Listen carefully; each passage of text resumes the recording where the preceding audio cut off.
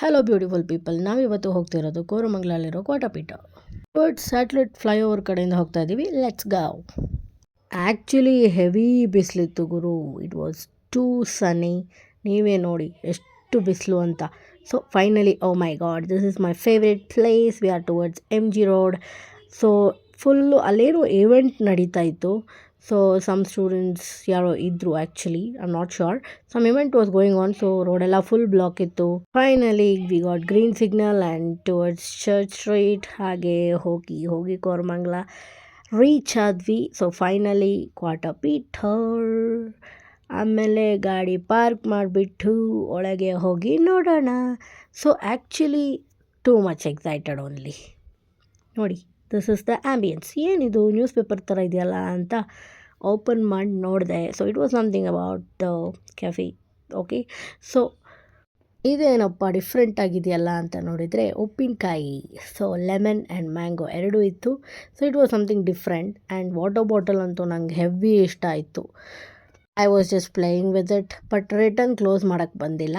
So ಆಮೇಲೆ ಹೆಂಗೋ adjust ಮಾಡಿ ಕ್ಲೋಸ್ ಮಾಡಿದೆ ಫೈನಲಿ. ಇಲ್ಲಿ ಸೊ ಕಾಂಬೋಸ್ ಟೈಪ್ ಜಾಸ್ತಿ ಇತ್ತು. ಕಾಂಬೋ 1, 2, 3 ವೆಜ್ ಬೇರೆ. So non veg combo 1, 2, 3, 4. So ಆ ಥರ ಸಪ್ರೇಟ್ ಇತ್ತು.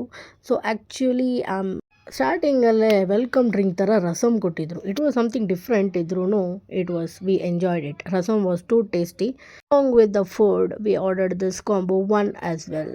So fried rice, chilli chicken and veg roll ಎಲ್ಲ ಇತ್ತು.